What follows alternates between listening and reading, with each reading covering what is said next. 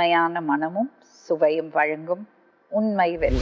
கில்லிக்கு ஒரு வாழலையில் பொம்மை மாதிரி சரி பண்ணி பூனையை பழிவிடுவாங்க. அடப்பாவீங்களா? செய்வனா சும்மா முட்டையிட்டே உடச்சி பண்ணுறது தான் இது. கணவன் மனைவி பிரச்சனையை எப்படி ஹேண்டில் பண்ணுவீங்க? கிழங்கு இருக்குது, வசிய கிழங்கு மிக்ஸ் பண்ணி கொடுத்தா சாப்பாட்டில் இவங்களுக்கு இணக்கமாக இருப்பாங்க. எல்லாமே பொய் மேம். அது மேஜிக்னு சொல்கிறேன். 100% மேஜிக் மேம். அப்படி ஒன்று உலகத்தில் இது இல்லாமல் இல்லவே இல்லை. அப்படி இவர் ஏதாவது பண்ணுவார்னா எனக்கு பண்ண சொல்லுங்கள் இந்த ஸ்டேஜில். ஆனால் நான் பண்ணி காட்டுறேன்.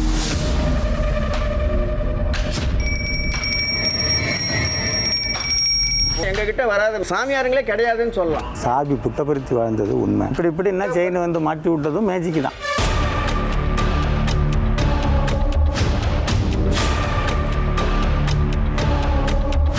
எத்தனை வேணாலும் எடுக்கலாம் மேம். இதே கான்செப்ட் தான் லிங்கம் எடுக்கிறது. திருவண்ணாமலையில் சாதாரண மெக்கானிக்காக இருந்தவர் தான் நித்யானந்தா. 15,000 கோடிக்கு மேலே சம்பாதிச்சாரு. அதையெல்லாம் இல்லை தான் நான் இருக்கேன். இன்னமும் பிச்சை எடுத்துக்கிட்டு தான் இருக்கேன். அப்போ நீங்களே அதை ஒத்துக்கிறீங்க. உண்மை இருந்ததுனால தான் வளர்ந்தாங்க. அப்போ நீங்கள் ஏன் வளரல?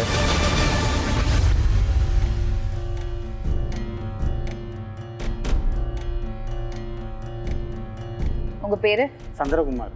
சந்திரகுமார். என்ன பண்ணுறீங்க? சோசியல். ஜாதகம் பார்த்து சொல்லுவீங்களா? சாதகம் பார்க்கறது, சோபி போட்டு பார்க்கறது. சோடி போட்டு பார்க்க அது எப்படி பண்ணுவீங்க? எங்கேருந்து கற்றுக்கிட்டீங்க? கொஞ்சம் விவரமாக சொல்லுங்கள். இது அப்பா கிட்டே இருந்து. ஓ, அப்பா தான் பண்ணிட்டு இருந்தாரு. ஓகே. எவ்வளோ வருஷமாக பண்ணுறீங்க இது? நான் ஒரு 14 வருஷமாக பண்ணிடுறேன். சரி. முறைப்படி கற்றுக்கிட்டீங்களா? அப்பா சொல்லி கொடுத்தது தான். அது முறைப்படியா என்னன்னு தெரியாது. 12 சோவி பார்க்கறது ஒன்று இருக்குது, 9 சோவி பார்க்கறது. அது என்ன வித்தியாசம்? 9ங்கிறது நவகிரகம், 12ங்கிறது ராசி. 12ங்கிறது ராசி. சரி.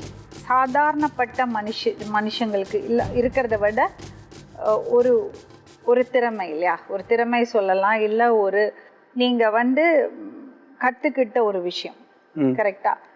இப்போ இதில் உங்களுக்கு எப்படியாப்பட்ட அனுபவம்லாம் வந்திருக்கு? எந்த மாதிரி ஆளுங்கள்லாம் உங்ககிட்ட வருவாங்க? கொஞ்சம் சொல்கிறீங்களா?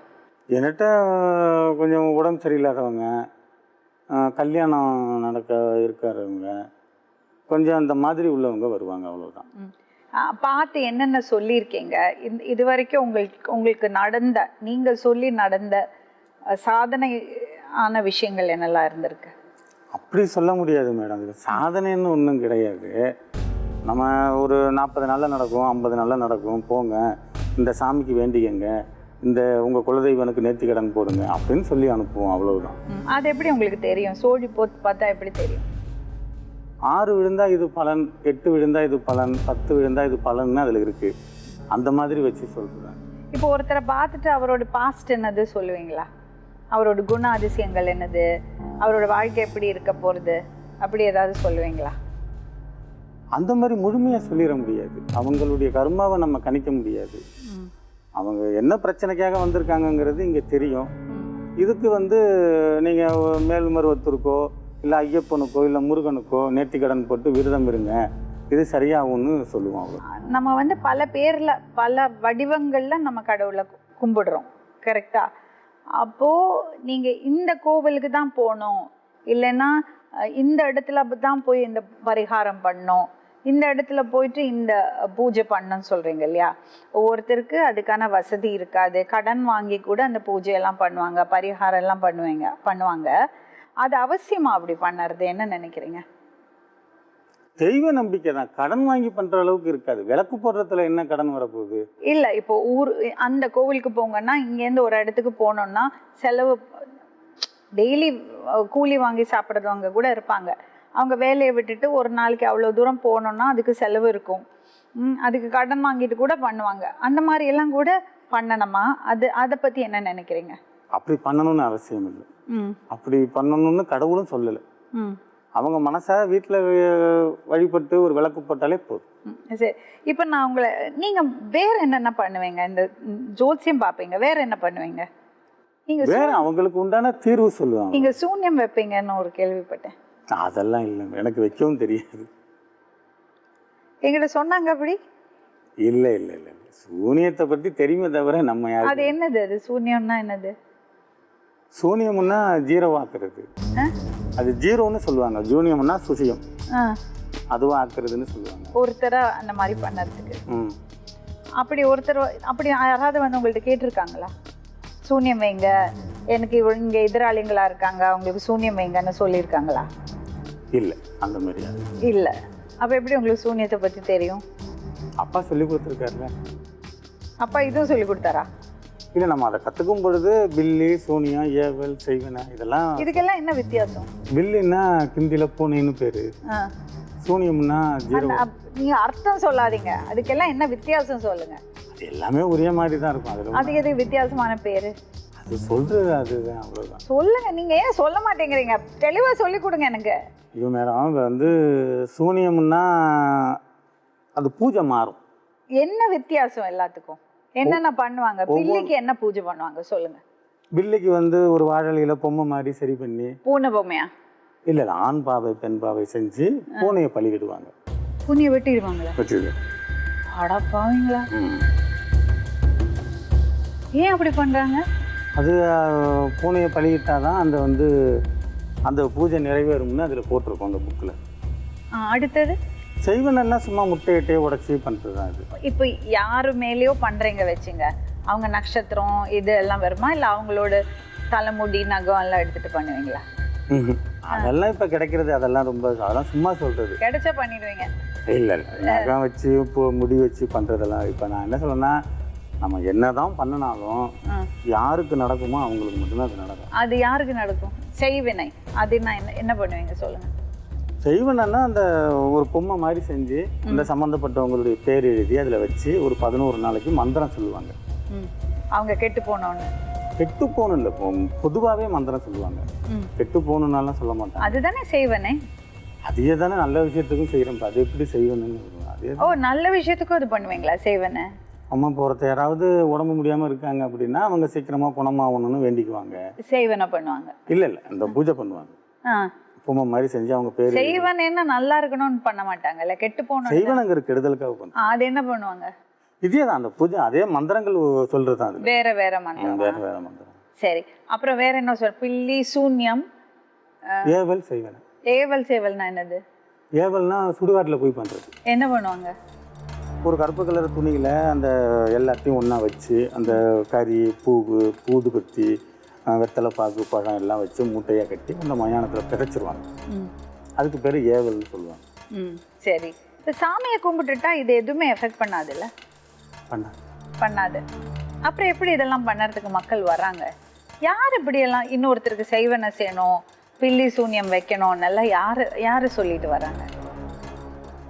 எனக்கு ரொம்ப நாளாக வீடு கட்ட இடம் கொடுக்கல, என் சொத்தை அபகரிச்சுட்டாங்க, என்னை வந்து கஷ்டப்படுத்திக்கிட்டே இருக்காங்க, நான் தெருவில் நடமாட முடியல, என்னை பற்றி தப்பு தப்பாக வெளியில் சொல்கிறாங்க, ஆனால் அவங்களுக்கு நான் எந்த கெடுதலும் பண்ணலை சாமி, அவங்களுக்கு என்ன பண்ணலான்னு கேட்கும் பொழுது இவங்க சொல்லுவாங்க, அவங்களுக்கு நீங்கள் ஏதாவது பண்ணுங்கம்மா அப்படின்னு சொல்லி.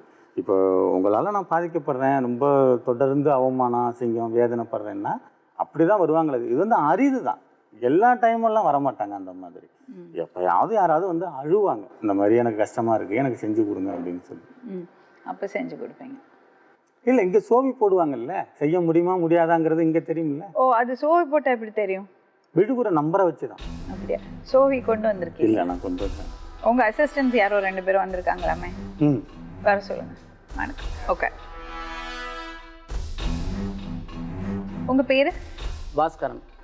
நீங்கள் எவ்வளோ நாள் இருக்கு அசிஸ்டண்டாக இருக்கீங்க? அசிஸ்டண்ட்னு சொல்ல முடியாது, ஒரு வர்றப்பறம் கூட இருப்பேன். என்ன உங்களுக்கு என்ன கனெக்ஷன்? எப்படி உங்கள் 2 பேருக்கும் ஃப்ரெண்ட்ஸா எப்படி? இல்லை, சகோதரர். சகோதரர் கூட பிறந்தவங்களா? என்னென்ன மாதிரி பூஜைலாம் பண்ணுவீங்க? நான் ஒரு மிகப்பெரிய ஆன்மீக பக்தர். ஓகே. எனக்கு சாய்பாபா மேலே ரொம்ப நம்பிக்கை உண்டு. இது எப்படி படித்தேன் அப்படின்னா, ஆழ்மனம், அதாவது கான்சியஸ் சப்கான்சியஸ் ஒன்று இருக்குது, ஆழ்மனம்னு ஒன்று இருக்குது. இப்போ மரத்துக்கிட்ட போய் நீங்கள் பேசுங்கன்னா அதுக்கு உணர்வு சக்தி அது இருக்குது. இது என் நம்பிக்கை. அதேமாரி ஒவ்வொரு எப்படி சொன்னால், நான் வந்து பகவத்கீதை படிச்சிருக்கேன், புத்தகம் என்கிட்ட இருக்குது. சாய்பாபாவோட சாய் சச்சரிதம் அதை வச்சுருக்கேன். நான் ரொம்ப விரும்பி கும்பிட்றது எங்கள் ஊர் அம்மன். எல்லா ஜீவராசிக்குள்ளும் இறைவன் இருக்கிறார், மரம், செடி, கொடி. இப்போ நம்ம பூமியில் புழுதி அள்ளுறோம், அதில் என்ன இருக்குன்னு நினைக்கிறீங்க? நிறைய உயிர் இருக்கு. இருக்கிறது கண்ணால் பார்க்க முடியுமா? முடியாது. எது செஞ்சால் அது வந்து காமிக்கலாம்? எது செஞ்சால் காமிக்கலாம்னா, பூமிக்குள்ளே மண்ணுக்குள்ளே உயிர் இருக்குது எல்லா இடத்துலையும். அதை எப்படி நீங்கள் அதை கொண்டு வருவீங்க? அதுக்கு என்ன தேவை? தண்ணி. கரெக்ட். ம் தண்ணியை ஊற்றினா எத்தனை நாள் அது வரும்? ம் அது உள்ள நல்லா இருக்குன்னா 3 நாள்ல வரும்.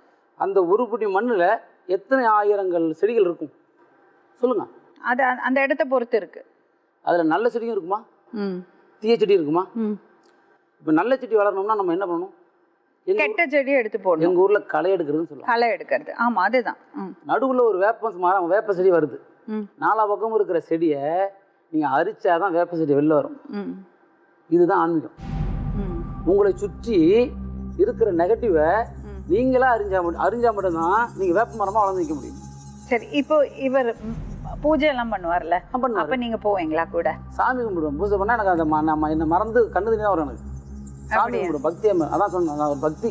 இவரோட வீடியோ எல்லாம் இருக்குல்ல, கூடு விட்டு கூடு பாய்வது எப்படின்னு எல்லாம், அதுக்குள்ள நான் போய் நுழைச்சு பார்க்க மாட்டேன். ஆனால் நல்லது செய்வார். நிறைய பேருக்கு சாப்பாடு போட்டிருக்கார், நிறைய பேருக்கு அன்னதானம் உதவி பண்ணியிருக்கார். இது என்னது கூடு விட்டு கூடு பாய்? அதான் தெரியும். அது ஒரு வித்தம் மேடம், அவ்வளவுதான். அதை பத்தி நான் சொல்லியிருப்பேன். அது வீடியோல சொல்லிருப்பேன். அது கொஞ்சம் விவரமா சொல்லுங்களேன். இல்ல, கூடு விட்டு கூடு பாஞ்சிருக்காங்க. நீங்க? நான் இல்லை, அது சித்தர்கள் முனிவர்கள் வந்து அதை கையாண்டிருக்காங்க. நம்ம அதில் முயற்சி ஈடுபட்டு அதை நம்ம சரிவர நம்மளால அதை கடைபிடிக்க முடியல. என்ன பண்ணீங்க? என்ன முயற்சி பண்ணீங்க? அதுல என்ன போட்டிருந்துச்சோ அதை செஞ்சு பார்ப்பேன். சொல்லுங்க பாப்போம்.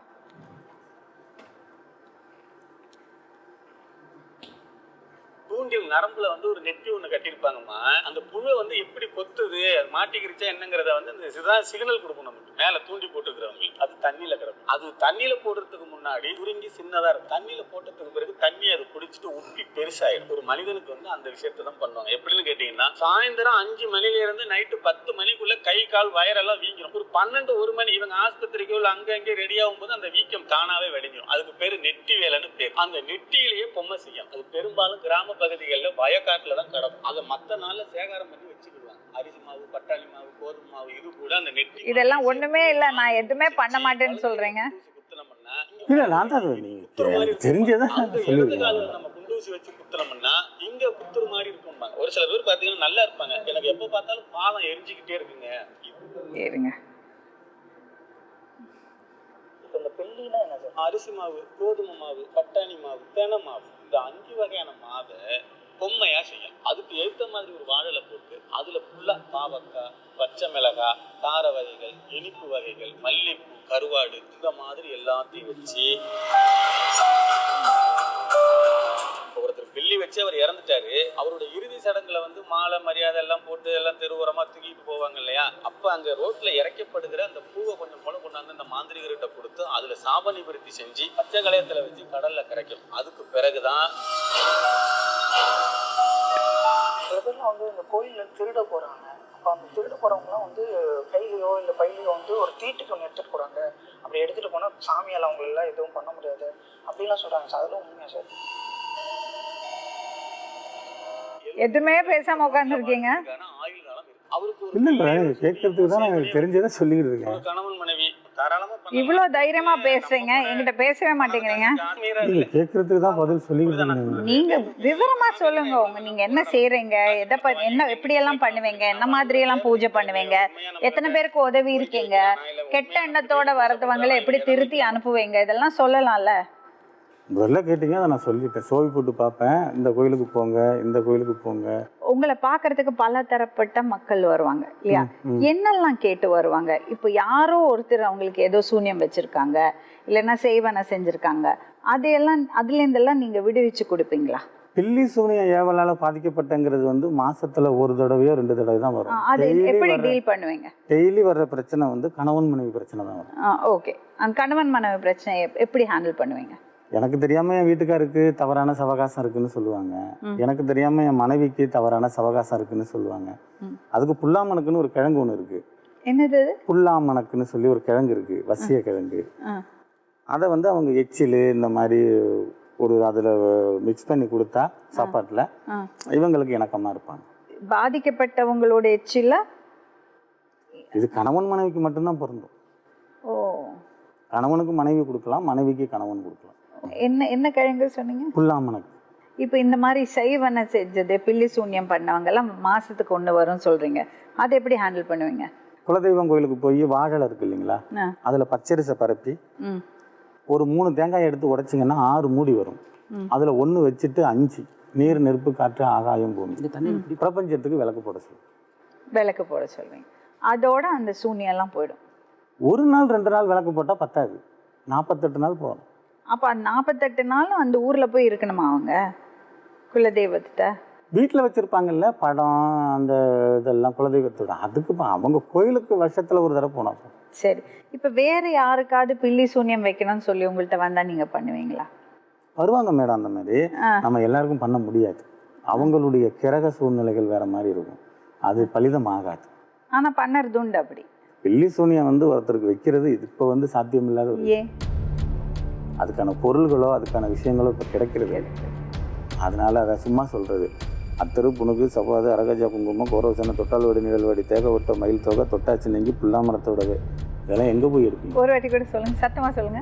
அத்தரு புணுகு சவாது அரகஜா குங்குமம் கோரோசனை தொட்டால்வாடி நிழல்வாடி தேகவட்ட மயில் தொகை ஸோ இதெல்லாம் வச்சு பூஜை, இழுப்பமரத்தோட இதுக்கு எங்கே போகிறது? ஸோ இதெல்லாம் வச்சு யாருக்கு எந்த சாமிக்கு பண்ண முடியாது. இந்த பில்லி சூனியம் வைக்கும்போது யாருக்கு பண்ணுவாங்க அந்த பூஜை? எதிராளி இல்லைங்க, எதிராளிக்கு ஓகே, யாரோடாவது பவர் வேணும்ல. அங்க சாத்தானுக்கு பண்ணுவாங்க அந்த மாதிரி கேட்குறேன். குட்டி சாத்தம். குட்டி சாத்தானுக்கு பார்த்துருக்கீங்களா நீங்கள்? குட்டி சாத்தான் பார்த்ததில்ல. உட்காருங்க, பக்கத்தில் உட்காருங்க, அவர் பக்கத்தில். நமஸ்காரம் மேடம். வணக்கம். I am magician Murali. நான் 5வது படிக்கும்போது பார்த்துட்டேன், ஊரில் பண்ணுவாங்க. நான் மெஜிஷியன் மேம். ஜஸ்ட் ஒரு 36 வருஷமாக பண்ணிட்டு இருக்கேன். பூஜைகளும் ஹோமங்களும் பண்ணுறேன். அது வேற இது வேற. இது எல்லாரையும் மகிழ்விக்கிறதுக்காக பண்ணுறது. இப்போ இவர் ஸ்பெஷல் பூஜை எல்லாம் பண்ணுறதுவர். அவர் என்ன சொல்கிறாருன்னா, எல்லாத்துக்குமே இப்போ யாராவது பில்லி சூன்யம் வச்சா, யாராவது செய்வனை வச்சாலாம் அதுலேருந்து விடுவிக்கிறதுக்கு அவங்க பண்ணுறதுண்டு, மந்திரம் பண்ணுறதுண்டு. ஆனால் யாருக்கும் ஒருத்தருக்கு கெடுதல் பண்ணணும், இல்லை எதிராளிக்கு ஏதோ கெடுதல் பண்ணணும்னு சொல்லிட்டு அது பண்ணுறதுக்கு வந்தாங்கன்னா அதுக்கான விஷயங்கள் எல்லாம் எங்கள் கையில் இல்லை, அதெல்லாம் எங்களுக்கு இப்போ கிடைக்கிறது இல்லை, அதனால பண்ண முடியறதில்ல சொல்கிறாரு. அது இல்லாமல் வீட்டில் ஹஸ்பண்ட் அண்ட் ஒய்ஃப்குள்ளே பிரச்சனை இருக்குது, நல்லா அதுக்கு அவங்க ஒரு சொல்யூஷன் சொல்கிறாங்க. நீங்கள் நிறைய பூஜை பண்ணுவீங்க, ஆன்மீகத்தில் ஈடுபாடு உண்டு சொல்கிறீங்க. நீங்கள் இதெல்லாம் பற்றி என்ன நினைக்கிறீங்க? எல்லாமே பொய் மேம். ஃபர்ஸ்ட் திங் என்ன பொய்? ஆன்மீகத்தில் போயிட்டு நம்ம இது லேடிஸே எப்படின்னா ஒரு சென்டிமெண்டல் இடியட்ஸ். பாவம், புருஷன் பொண்டாட்டிக்கு சண்டைனா அவங்க உட்காந்து பேசி தீர்த்தா இன்னொருத்தர் இதில் வர வேண்டிய அவசியமே இல்லை, இல்லையா மேம்? அதை யாரோ ஒருத்தர் சொல்லியிருப்பாங்க. இப்போ ஒரு ஜாக்கெட் நல்லா தைக்கலைன்னா அந்த டெய்லரை ஊரை விட்டு ஓடுற மாதிரி போயிடுவாங்க. குழாடியில் அங்கே இங்கே பார்க்குற இடத்துல ரேஷன் கடையில் எல்லாமே பேசியே ஐயோ இதே ஒன்று நல்லா பண்ணா ஆஹா அங்கே எங்கேயோ தேடி போய் கொடுப்பாங்க. அதுபோல் இந்த சாமியாருங்கிறவங்களுடைய ஃபஸ்ட்டு அட்டாக்கே என்னென்னா லேடிஸ் தான், ஜென்ஸுக்கிட்ட கிடையாது. சென்டிமெண்ட்டாக அவங்களுக்கு தான் சும்மாவே சாமி வரும், கண்ணில் கண்ணீர் வந்துடும். இவங்க சாஃப்டாக பேசினால அதில் எதையாவது ஒன்று இப்படி பண்ணி காமிச்சிட்டு அது மேஜிக்னு சொல்கிறேன். 100% மேஜிக் மேம். அப்படி ஒன்று உலகத்தில் இது இல்லாமல் இல்லவே இல்லை. அப்படி இவர் ஏதாவது பண்ணுவார்னா எனக்கு பண்ண சொல்லுங்கள் இந்த ஸ்டேஜில். ஆனால் நான் பண்ணி காட்டுறேன். Every things are magic. ஏன்னா எங்ககிட்ட வராத மெஜிஷியன்ஸே அதாவது சாமியாருங்களே கிடையாதுன்னு சொல்லலாம். அந்த அளவுக்கு சாமியாருங்க உங்கள்கிட்ட மேஜிக் கற்றுக்குறாங்க நிறைய பேர். உங்களுக்கு பர்சனலாக அப்புறமா ஒரு லிஸ்ட்டே அனுப்புகிறேன் மேம். எல்லாருமே பண்ணுறது எல்லாமே அதுதான். நீங்கள் மேஜிக் பண்ணுவீங்களா? இல்லை மேம். கையை காட்டு ஒருத்தரை உட்கார் கையை காட்டி ஹீல் பண்ண முடியும்னா எதுக்கு பூஜை பண்ண? சாயந்தரம் சேரை போட்டு உட்காந்து எல்லாரும் லைனில் நிற்க வச்சு அப்படியே கையை காட்டி ஹீல் பண்ணிட்டு போகலாமா? ஏழைங்களுக்கு ஃப்ரீயாக பண்ணால் எவ்வளோ, அதை விட ஒரு பெரிய சாக்கிரீஃபைஸ். சாமியாருங்கிற பேரில் அங்கே அதிசயங்கள் நடக்கிறது இல்லை, அதெல்லாம் வெறும் மேஜிக் தான். பல சாமியார்கள் அவர்கிட்ட மேஜிக் கற்றுட்டு அது பண்ணிட்டு மக்களோடு. மேம், நான் காஞ்சிபுரத்துலேருந்து வரேன். உங்களுக்கு சாமி பக்தி இருக்கு இல்லையா? இருக்கு. காஞ்சி காமாட்சி அம்மன் கோயில் குங்குமத்தை உங்க கைக்குள்ள வர வச்சு காட்டட்டுமா? நான் பண்ண வேண்டாம், என் பையன் வந்திருக்கான், கூப்பிட்டுமா மேம்? காமிங்க மேம். கையில காமாட்சி அம்மன் கோயில் குங்குமம் வர வச்சு காட்டு மேம். இப்போ இது எல்லாமே சொல்றாங்க இல்லையா? ஸோ இதை நம்ம மேஜிக்லேயே பண்ணலாம். ஜஸ்ட் சும்மா கை மட்டும் காட்டு. நீங்க தொடக்கூடாது. இல்லை, நான் எதுவுமே பண்ணல. ஜஸ்ட் எந்திரிச்சு மட்டும் இல்லைங்க, இங்கே வாங்க. ஜஸ்ட் அப்படியே ஜஸ்ட் கை மட்டும் முடிக்கோங்க. நான் தள்ளியே நின்றுக்கிறேன். வந்தாச்சு.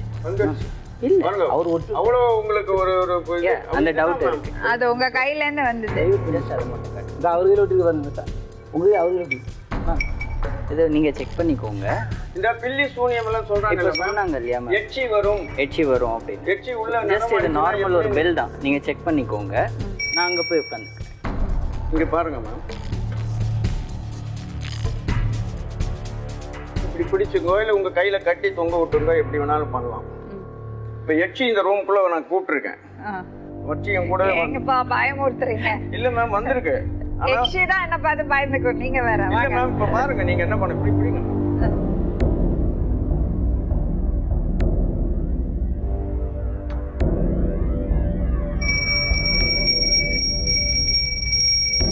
போயிடுனா போயிடும், அது வெளியில. எங்க பண்ண சொல்லுங்க. அவர்கிட்ட ரிமோட் இருக்கு. இதுதான் மேம் எல்லாரும் சேர்ந்து எங்களை ஏமாத்துறீங்க.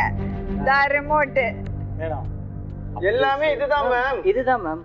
இப்போ இது இது எதுக்கு வந்து நம்ம சொல்றோம்னா, மேஜிக் நம்ம எபிசோட பாக்குறவங்க எல்லாம் கொஞ்சம் அட்லீஸ்ட் ஒரு 5 லட்சம் ரிமோட் நானே கண்டுபிடிக்கல பாருங்க. ஏன் எங்க ஊர்ல என்ன பண்ணாங்க, இத கட்டி தொங்க விட்டுறலாம் மேம். கட்டி தொங்க விட்டா அப்புறம் என்ன தெரியும்? இப்ப உங்க கையில கொடுத்தேன்னு தெரியுது, ஒரு குச்சியில கட்டி தொங்க விட்டு அப்ப வந்து என்கிட்ட குங்குமம் கொண்டு வந்து கையில வச்சீங்களா? அவர் தொடாம எப்படி மேம் வரும்? எப்படி மேம் வரும்? ஸ்கூல்ல பண்ணது வாய்ப்பே இல்லை மேம். மேடம் மேம் இப்போ இன்னொன்று, இது நான் உங்கள் கையில் கொடுத்து இது மேஜிக்குன்னு நம்ம சொல்லி பண்ணுறதுனால நீங்கள் அந்த சீக்ரெட் அனலைஸ் பண்ணுறீங்க. இது நாங்கள் அந்த காஸ்டியூம் போட்டு நாங்கள் அங்கே உட்காந்து நாங்கள் இதை பண்ணுறோம் அப்படின்னும் போது நீங்கள் இதை அனலைஸ் அவர் பண்ணுவீங்களா? இந்த மாதிரி மேஜிக் எல்லாம் பண்ணறது இல்ல, பண்ண மாட்டீங்க. மேம் இது மேஜிக்குன்னு சொன்னாதான் இது மேஜிக்கு. இதை நம்ம எந்த இடத்துல பண்ணுறோம் அப்படின்றத பொறுத்து தான் இருக்குது. இது வந்து சப்போஸ் இப்போ ஒரு கோவிலில் கட்டியிருக்கு, நம்ம அங்கே உள்ளே போகும்போது கோவிலில் இப்போ நீங்கள் ஏதாவது கேட்குறீங்க, ஸோ அந்த இடத்துல வந்து தானே அதை அடிக்குது அப்படின்னும் போது கடவுள் கொடுத்த அருள் வாக்குன்னு தான் சொல்லுவாங்க. அந்த இடத்துல இதை மேஜிக்னு யாரும் சொல்ல மாட்டாங்க. நாங்கள் இந்த காஸ்டியூமில் இருக்கோம். ரமணேஸ்வர் வாழ்ந்தது உண்மை, சாபி புட்டபர்த்தி வாழ்ந்தது உண்மை, ஆமா. ஆனா அவரே காஞ்சி மேஜிக் பண்ணாரு பெரியவங்க சார். வாழ்ந்தது. ஐயா சொல்லுங்க. அவர் வந்து அப்ப இது 4000 கோடி ரூபாயில இவ்வளவு பெரிய ஒரு மேஜிக் தான். இப்படி இப்படி என்ன செய்யணும் வந்து மாட்டி விட்டதும் மேஜிக் தான். ஆனா லிங்கம் மகன ரிஷி வந்து தொடைய திங்கும் நீங்க பொழுது பாத்தீங்க கூட இல்லையா? நீங்க பாத்து கமலங்களில் live இருந்தாலும் இல்ல. அதுவும் magic வீடியோல தான். இப்ப பாக்குறீங்களா? காஞ்சி பெரியவங்க உள்ள இருந்து லிங்கம் மேடம், எடுங்க, நான் உங்களுக்கு சொல்லி தரேன் சார், வாங்க. இல்ல, இந்த உலகத்துல லிங்கம் உள்ள அமானுஷம் இருந்து வாய்க்குள்ள இருந்து எடுங்க, லிங்கம் எடுங்க. அதாவது இல்ல, நான் கான்ட்ரோவர்சியா இருக்க கூடாது. நான் பாபா பக்தர் சார், உண்மையில சொல்றேன். அதான் சார் இப்போ மேம் நம்ம கான்ட்ரோவர்சி எதுவுமே பண்ண வேண்டாம். லிங்கம் அங்க வந்து லிங்கம் நான் எடுக்காங்க, பார்க்கணும். நம்ம அது வேண்டாம். நம்ம லிங்கம் இல்ல. எடுக்கலாம். தங்க லிங்கம் எடுப்பாரு அவர், தங்கத்துல லிங்கம். அவர்கிட்ட காசு இருக்கு, தங்கத்தால் லிங்கம் எடுப்பார். இவ்வளவுதான் என்னங்க matter. நீங்க அது அந்த காசுனால தாங்க நான் டாக்டர் ஆகாம திருவண்ணாமலையில காஞ்சி மகர ரிஷி வாழ்ந்தது மேடம் குஷியாகும். சரி மேடம், நான் ஒரே ஒரு சொல்றேன். சைக்கிள் செயின் இருக்குல்ல, அது என்ன ஏமாத்துறாங்க. இது இருங்க ஒரு நிமிஷம் இருங்க. 400 ரூபா விட்டா அதுல திருவிழாவில் இல்ல, இப்ப நீங்க கேட்டது நம்பி ஏமாத்தா 100 ரூபா நீங்க போச்சுங்க. கேட்டது இங்க இருக்கு. Listen, egg. நீங்க பாருங்க. Artificial egg.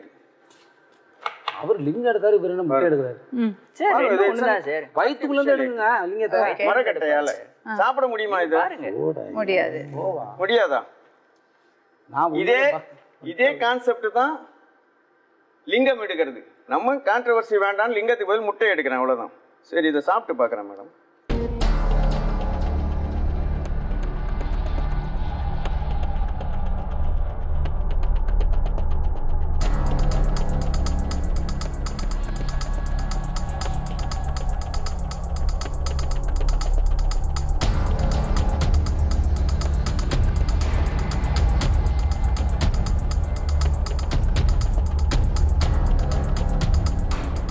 நீங்க வேணா கவுண்ட் பண்ணிக்கோங்க. நீங்க எத்தனை சொல்றீங்களோ அத்தனை முட்டை வரும் வாயில இருந்து. நான் வந்து தர்க்கம் பண்ணவோ வாதாடவோ வரல. இருங்க எனக்கு ஒரு நிமிஷம்.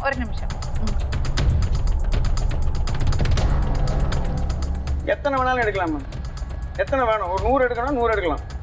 ஏதோ 2 3 எடுத்து நிறுத்துறேன். பந்து ஒருத்தர் எடுத்தார் வீட்டில். பந்து இருக்குல்ல. சரிங்க, அவர் என்ன சொல்ல வராரு பாருங்க. இதுதான் லிங்கம் கான்செப்ட். குட்டி குட்டியாக அழகாக லிங்கம் கோல்டில் வர டிவோட்டீஸை பொறுத்து கோல்டில் கொடுத்தா அவங்களுக்கு அதில் ஒரு சந்தோஷம். சில்வரில் கொடுக்கலாம், அந்த ஸ்படிகத்தில் கொடுக்கறது இன்றைக்கும் பண்ணிகிட்ருக்காங்க.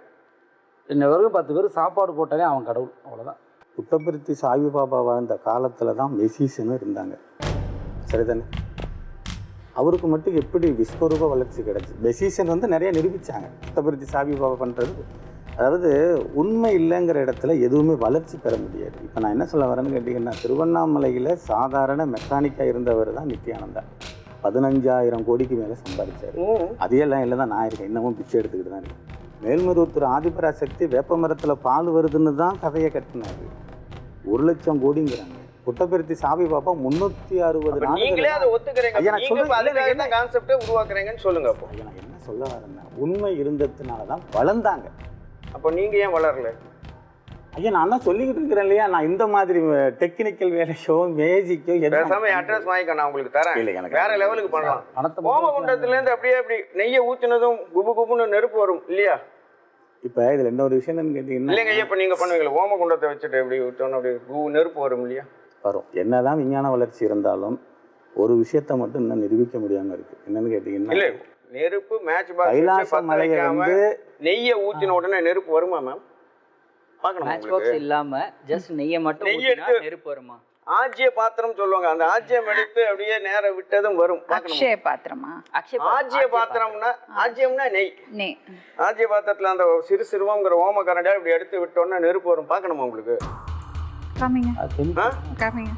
கெமிக்கல் ஆக்ட் தான் சார், சயின்ஸ் தான். மேஜிக்கே சயின்ஸ், அது உண்மை. மேத்தமேட்டிக்ஸ். உண்மை. மேம், நட்டகல்லை சுற்றி வந்து 4 புஷ்பம் சாற்றியே சுற்றி வந்து முணுமுன் என்று சொல்லும் மந்திரம் ஏதடா. நட்டகல்லும் பேசுமோ நாதல் உள் இருக்கையிலே சுட்ட கறி சட்டுவம் கரிச்சுவை அறியுமோ.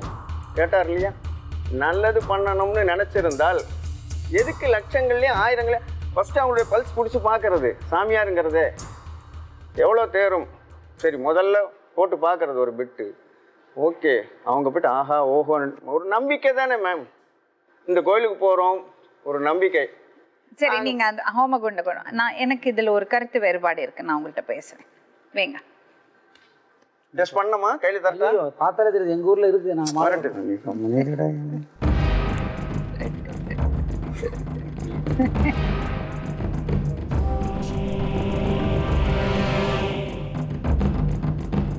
மேம், செப்பெல்லாம் போட்டு பண்ணுறேன்னு தப்பாக நினச்சிக்காதீங்க. ஓமகுண்டம்ங்கிற ஒரிஜினலாக இருந்தால் நான் இப்படியெல்லாம் பண்ண மாட்டேன். அது வேற, தட் இஸ் ஆஸ்பீஷியஸ். இது மேஜிக்.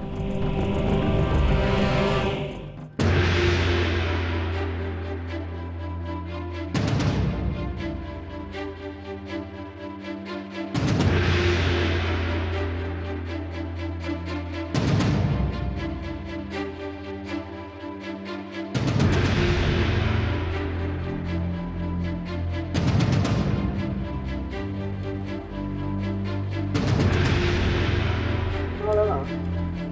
என்ன ஆக்ஷன் வேணாலும் பண்ணலாம்.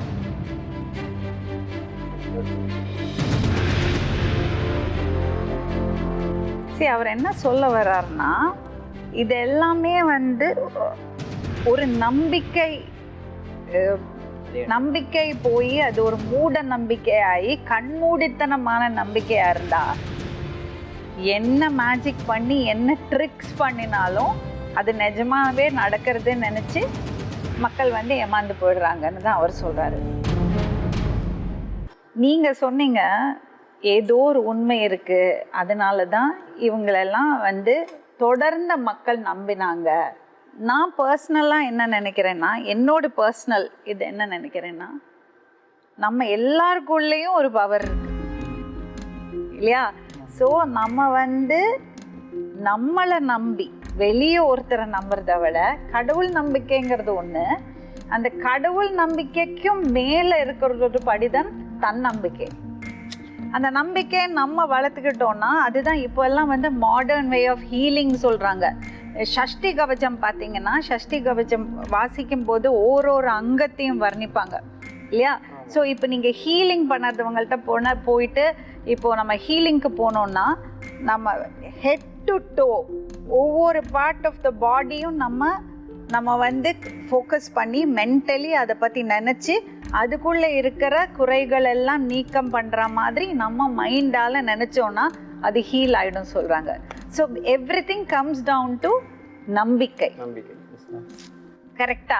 ஸோ அந்த பவரும் அந்த இதுவும் நமக்குள்ளே இருக்கும்போது நம்ம வெளியே போய் ஒரு விஷயத்த நம்பணுமா? ஏன்னா வெளியே போய் நம்பும்போது ஒரு சில இடத்துல அது தப்பாக பயன்படுத்தப்படலாம். அந்த நம்பிக்கையை நீங்கள் இப்போ சொன்னது எல்லாமே வந்து அந்த நம்பிக்கையை, அந்த வெகுளித்தனத்தை, அந்த இயலாய்மையை தப்பாக பயன்படுத்தி நம்மளை ஏமாத்துறது விஷயங்கள் இந்த உலகத்தில் நிறைய நடக்கிறது. கரெக்டாக மூட நம்பிக்கையாக ஒரு இடத்துல போயிட்டு அந்த சாமியார் அந்த மந்திரம் பண்ணுறாரு, இந்த மந்திரம் பண்ணுறாரு, எனக்கு வந்து ஒரு நாளைக்கு 1 கோடி பண்ணி கொடுத்துடுவாரு, கையில் இருக்கிற சொத்தையெல்லாம் விற்று கொண்டு போய் பூஜையில் போடுறது, நம்பி கொண்டு போய் காசை கொண்டு கொடுக்கறது, இதெல்லாம் வந்து வெளியே ஒருத்தரை நம்புறதுனால வருது வினைகள். ஆனால் அந்த காலத்து இருந்த சித்தர்களும் அந்த காலத்தில் இருந்த குருக்களும் வந்து அது பொய்ன்னு நம்ம சொல்லவே முடியாது இல்லையா? அது வந்து நம்ம பொய்ன்னு சொல்ல முடியாது. ஏன்னா அவங்களுக்கு அந்த ஒரு பவர் இருந்திருக்கு. ஏன்னா அவங்களோட பழக்க வழக்கங்கள், அவங்களுக்குள்ள இருக்கிறது சக்தியை அவங்க உணர்ந்திருக்காங்க. நம்ம மக்களுக்கு என்ன சொல்ல விரும்பணும்னா, நீங்க உங்க மேல நம்பிக்கை வைங்க, உங்க திறமையில நம்பிக்கை வைங்க, உங்க கடின உழைப்பை கொடுங்க. அது இருந்தாலே, நீங்க உங்களை உணர்ந்தாலே உங்களுக்கு எல்லாமே சரியா அமைஞ்சிடும். அதுதான் நம்ம சொல்ல வரோம். இன்னொரு விஷயம் என்னன்னா, இந்தியா வந்து ஸ்பிரிச்சுவல் டெஸ்டினேஷன் சொல்லுவாங்க.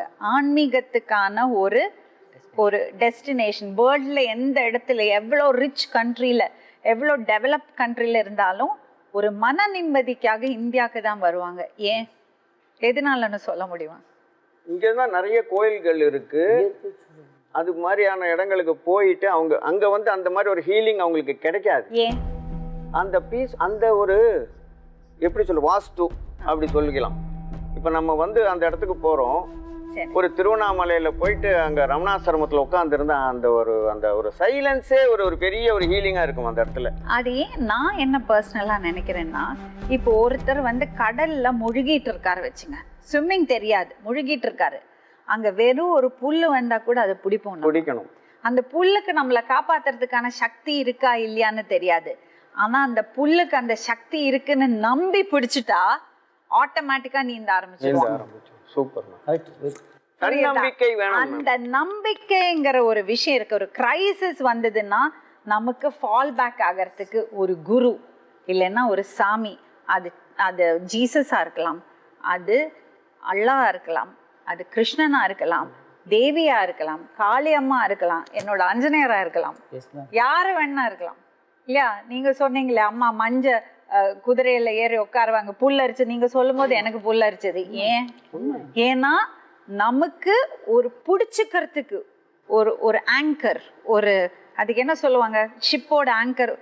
நம்மள ஒரு இடத்துல நம்ம எங்க போனாலும் அதை விட்டு போக மாட்டோம். அதுக்கு என்ன பேரு? நங்கூரம். அதுதான் நமக்கு அந்த நம்பிக்கை. அந்த நம்பிக்கை இல்லைன்னா யோசிச்சு பாருங்க, ஒரு கஷ்டம் வரும்போது அந்த நம்பிக்கை, நம்ம கடவுள் நம்மளை காப்பாத்திடுவாரு, ஆஞ்சநேயர் நம்மளை காப்பாத்திடுவாரு, காளி அம்மா நம்மளை காப்பாத்திடுவாங்கன்னு நம்ம நினைக்கும் போது நமக்குள்ள இருக்கிறது சக்தி தான் நம்மளை காப்பாத்துறது. ஸோ அந்த ஒரு ஆங்கரிங் நமக்கு இருக்கு. அந்த ஆங்கரிங் இல்லாத இடத்துலேருந்து அந்த ஆங்கரிங் இருக்கிற இந்தியாவுக்கு வராங்க. ஸோ அந்த நம்பிக்கைங்கிறது வந்து மக்களுக்கு ரொம்ப ரொம்ப ரொம்ப அவசியம். அது எப்போ மூட நம்பிக்கையா கண்மூடித்தனமான விஷயமாகிறதோ அப்பதான் ஏமாற்றப்படுறாங்க. நிறைய சாமி அங்கங்க சாமியார், எப்படி நீங்க நம்புவீங்க? சாமி எப்போவாது நம்மள்ட்ட காசு கொடு சொல்லியிருக்கா? ஒண்ணுமே கிடையாது. நம்ம சந்தோஷத்துக்காக, நம்ம ஒரு நிம்மதிக்காக நம்ம என்ன கொரோனா வந்தப்போ ஒரு டெஸ்ட் பண்ணாங்க. எப்படின்னா, வெறும் தண்ணி இன்ஜெக்ஷன் போட்டு அவங்கள்ட்ட வந்து இது மருந்து, இதை எடுத்துக்கிட்டீங்கன்னா உங்களுக்கு ஒண்ணுமே வராது, நல்லா ஆயிடுவீங்கன்னு சொன்னாங்க. மனசு ரீதியா ஒரு நம்பிக்கை, அந்த நம்பிக்கை வந்துடுச்சு. அவங்களுக்கு எல்லாருக்குமே குணமாயி வெளியே வந்தாங்க. அதே ஆப்போசிட்டா ஒரு டெஸ்ட் பண்ணாங்க. என்ன பண்ணாங்கன்னா, மருந்தை கொடுத்தாங்க. ஆனா இது வெறும் குளுக்கோஸ் தான், இது வந்து இதனால உங்களை காப்பாற்றணும்னு இல்லை, ஆனா நாங்க உங்களுக்கு தெம்பு கிடைக்கிறதுக்காக கொடுக்குறோம்னு மருந்தை கொடுத்தாங்க. அதுல 80% பேரு தப்பிக்கல. ஸோ அது என்னது? பாசிட்டிவ் வைப்ரேஷன், நெகட்டிவ் வைப்ரேஷன் சொல்றாங்களே, அதேதான். அது அஃபர்மேஷன்ஸ் சொல்லுவாங்க. தட் இஸ், காலையில எழுந்திரிச்சு இந்த நாள் எனக்கு நல்லா இருக்கும், நான் வந்து தைரியமான ஆளு, நான் வந்து காலையிலேருந்து கடவுளை வணங்கியிருக்கேன், ஈவினிங் டைம்ல அந்த காலையில பிரம்ம முகூர்த்தத்துல விளக்கேத்தி நம்ம சாமி கும்பிட்டோம்னா நமக்கு ஒரு நம்பிக்கை வருது. எந்த சாமி வேணா இருக்கட்டும், நமாஸ் பண்ணுறதுவங்களா இருந்தாலும் சரி, சர்ச்சுக்கு போறதுவங்களா இருந்தாலும் சரி, நம்ம இன்னைக்கு நம்ம கடமையை செஞ்சுட்டோம், நமக்கு எந்த கெடுதலும் நடக்காதுன்னு நம்ம நினைக்கும் போது ஆட்டோமேட்டிக்கா நம்ம அந்த நல்ல விஷயங்களே அட்ராக்ட் பண்றோம். அதே மாதிரி ஈவினிங் டைம்ல நமக்கு சொல்லி கொடுத்துருக்காங்க, அந்த ஈவினிங் டைம்ல உட்காந்து விளக்கேத்தி ஒரு ஊதுபத்தி ஏத்தி வச்சு ஒரு கற்பூரம், இப்ப எவ்வளோ ரிசர்ச் பேப்பர்ஸ் வருது, இந்த கற்பூரம் ஊதுபத்தி. இன்னும் சொல்ல போனா அந்த போபால் கேஸ் ட்ராஜடி ஆச்சு இல்லையா, அன்னைக்கு அந்த ஊர்ல ஓமம் வளர்த்தின வீட்டுல எந்த வீட்லயுமே மரணம் நடக்கல. ஏன்னா அந்த ஓமகுண்டம் டெய்லி ஓமம் வளர்க்கறது, ஓமம் வளர்க்கறது இது உண்டு, வீடுகள் உண்டு. ஆமா, அது பண்ணின வீட்டுல நடக்கல. ஸோ அப்ப அந்த கற்பூர ஏத்துறதுல, அந்த ஊதுபத்தி ஏத்துறதுல அந்த வாசனை, அந்த ஸ்மெல், இப்ப சொல்றாங்கல்ல தெரப்பி போனா அந்த கேண்டில் தானே ஏற்றி வைக்கிறாங்க, ஃப்ராக்னன்ஸ் வருது, கேண்டில் ஏற்றி வைக்கிறாங்க, அது மைண்டை வந்து காம் டவுன் பண்ணுன்னு சொல்றாங்க. இதெல்லாமே ப்ரூவ் பண்ணது தானே மேடம். ஸோ அதுக்கு தானே அந்த சந்தி வேலையில அது பண்ண சொல்றாங்க. கரெக்ட். ஸோ இப்போ இதெல்லாமே நம்பிக்கை தான். It is all faith. So I think எங்கேயோ ஒரு இடத்துல நம்ம வந்து இந்த விஷயங்கள் எல்லாம் தாண்டி ஒரு மூட நம்பிக்கைக்குள்ள போகும்போது தான் பிரச்சனை வருது. எனக்கு எங்கள் அப்பா சொல்லி கொடுத்த ஒரு விஷயத்தையும் நான் சொல்லிக்கிறேன். இந்த கலிகாலத்தில், இது கலிகாலம் சொல்லுவாங்க. இந்த மாதிரி டைமில் நமக்கு எத்தனையோ ப்ரெஷர் இருக்குது இல்லையா. நம்ம ஊர்லெல்லாம் இருந்த மாதிரி அவர் சொன்னார்ல, பொருள் எல்லாம் கிடைக்கிறதில்ல, பூஜைக்கெல்லாம் பொருள் கிடைக்கிறதில்ல, சுத்தமான பொருள் கிடைக்கிறதில்ல, இதெல்லாம் எதுவுமே நமக்கு கையில் இல்லை. அதுவும் இல்லை, அவங்க ஓடிட்டு இருக்காங்க. இந்த மாதிரி இருக்கும்போது நிறைய விஷயங்கள் பண்ண தேவையில்லை. யாரையும் தொந்தரவு பண்ணாமல் அவங்க வேலையை பண்ணிட்டு இருந்தாலே போறோம், நம்ம நல்லா இருக்கலாம். காலங்காலமா ஒரு 50 வருஷம் 100 வருஷத்துக்கு முன்னாடி நடந்த பூஜையெல்லாம் நம்மளால இப்ப பண்ண முடியாது. அது அந்த 100 வருஷமா பண்ணி வரும்போது அதோட நோக்கம் போய் அதுல இருக்கிறது அந்த பழக்க வழக்கங்கள் மட்டும் அது பாஸ் ஆன் ஆகி வந்திருக்கு. என்னதுன்னு தெரியாம நம்ம பல விஷயங்களை பண்ணிட்டு இருக்கோம். ஸோ இதெல்லாம் தான் பிரச்சனையா மார்க்கெட்ல கிடைக்குது மேம். 108 ஹோம திரவியம் நான் இன்னை வரைக்கும் நான் அதை தொட மாட்டேன். காரணம் என்னன்னா, தனித்தனியா ஹோம திரவியங்களை பேர் எழுதி கொடுத்து வாங்கிட்டு வர சொல்லுவேனே தவிர, ஏன்னா என் குருநாதர் சொல்லி அதுக்கு பேரே சத குப்பைம்பார். 100 குப்பை, அது ஒண்ணுமே இருக்காது மேம். அதை போட்டு எரிச்சா நமக்கு மூக்கெல்லாம் அடைச்சிக்கும். ஹோமம் பண்ணா மூக்கு அடைக்கலாமா? அது வந்து சத குப்பை. அது நான் யூஸ் பண்ண மாட்டேன். அதெல்லாம் எல்லாம் கமர்ஷியல் ஆகி பிசினஸ் ஆயிடுச்சு. முட்டாள்தனமா நான் என்ன சொல்றேன்னா, இப்ப சாமியார் வந்து தப்பு கிடையாது நான் சொல்றேன். வேற வழி தெரியாம இவங்கெல்லாம் சாமியார் ஆயிடுறது, வேற பொழப்பே தெரியாம ஒரு சாமியாரா வர்றது. உடல் உழைக்கிறதுக்கு தயார் இல்லை, ஃபர்ஸ்ட் திங். அதுதான் மெயினே. உழைக்கவே தயார் இல்லை. அப்படியானவங்களாம் சாமியார் தான். ஆனா அதுக்காக 100% நான் சொல்லுவேன். இதுல முக்கால் கஷ்டத்துல இருக்கிறவன் என்ன பண்ணுவான்? நான் ஒரு விஷயம் கேட்கிறேன். உடம்பு சரியில்லை, துக்கத்துக்கு மேல துக்கம், கஷ்டத்துக்கு மேல கஷ்டம், எங்கேயாவது ஒரு இடத்துல ஒரு விடிவு காலம் கிடைக்காதான்னு போய் மாட்டிக்கிறது, போய் ஏமாந்து போறது. எங்க ஏமாற்றம் நடக்குது அப்படின்னா, ஏமாறம் இருக்கும்போது ஏமாற்றம் நடக்கும், அவ்வளவுதான். அதை நம்புறவனுக்கு உண்மை, நம்பாதவனுக்கு போய். உங்களுக்கு கடவுள் நம்பிக்கை உண்டா? கடவுள் அப்படிங்கிறது என்ன? நான் உங்களை கேட்கிறேன், கடவுளுங்கிறது என்ன? நம்பிக்கை தான். கஜினி முகமது எத்தனை வாட்டி படையெடுத்தார்? எல்லாம் வரலாறுங்க. 15 தடவையும் துரச்சினா இல்ல, அவன் பேர் இன்னை வரைக்கும் இருக்கா புக்ல? ஐயோ, நீங்க ஏங்க அவ்வளவு தூரம் போறீங்க? இல்ல சந்திர போஸோட ஆமா இல்லையே. அப்புறம் நீங்க அதையும் புராணம். அதே மாதிரிதான் கிருஷ்ணர் வந்து, நீங்க கிருஷ்ணரை நம்புறீங்க? இல்ல, நான் நம்பவே இல்லை. அப்புறம் எதுவுமே இல்லாத ஒண்ணுக்குள்ள வந்து ஏதோ ஒண்ணு இருக்குன்னு நினைக்கிறது என்னன்னா, பொதுவாகவே மனித இயல்பு. ஒரு டாக்டருக்கோ, ஒரு பெரிய போலீஸ் ஆஃபீஸருக்கோ, ஒரு மிகப்பெரிய இன்ஜினியருக்கோ, ஒரு சயின்டிஸ்டுக்கோ சாமி வந்து அடி பார்த்ததில்லை. அது மூட நம்பிக்கைக்குள்ள போகக்கூடாதுன்னு தான் என்னோட. நீங்க சொல்றதெல்லாம் நான் ஏத்துக்கிறேன். ஆனா நம்பிக்கை மூட நம்பிக்கை. நீங்க வந்து உட்கார்ந்து கிருஷ்ணனுக்கு ப்ரூஃப் இருக்கா, ராமருக்கு ப்ரூஃப் இருக்கான்னு எல்லாம் கேக்குறது அது தப்பு. இப்போ இவங்க எல்லாருமே சொல்லக்கூடிய ஒரு விஷயத்துக்குள்ள இருந்து கடவுள் ஏன் அப்படின்னா, எல்லா கடவுளும் ஏன் சிலையா இருக்கு? நம்ம சொல்றத நான் ஏன் நம்பணும்? இல்லைங்க, இதைத்தாங்க நான் கேட்கிறேன். யாரு சொல்றது யாரு நம்பாதீங்க. ஒரே ஒரு நிமிஷம், நான் சொல்ற விஷயமே இல்ல, ஒரே ஒரு விஷயம் நான் சொல்றது என்னன்னா, யாரும் யாரையும் நம்பாதீங்க. உங்க நம்பிக்கையில வாழுங்க. நீங்க ஆசைப்படாம கிடைத்ததுல சந்தோஷப்படுங்க. யாரும் யாரையும் நம்பி ஏமாற மாட்டோம். யாரும் நம்மள ஏமாற்ற மாட்டாங்க. ஃபர்ஸ்ட் மேமுக்கு தான் ஃபர்ஸ்ட் எஃபெக்ட் மேம் கிட்ட தான் பண்ண போறேன். Mind reading. நீங்க என்ன திட்டினுங்க, என்ன வேணா இப்போ இங்க என்ன நீங்க எழுத போறீங்கிறத நான் இப்போ எழுத போறேன். You decide.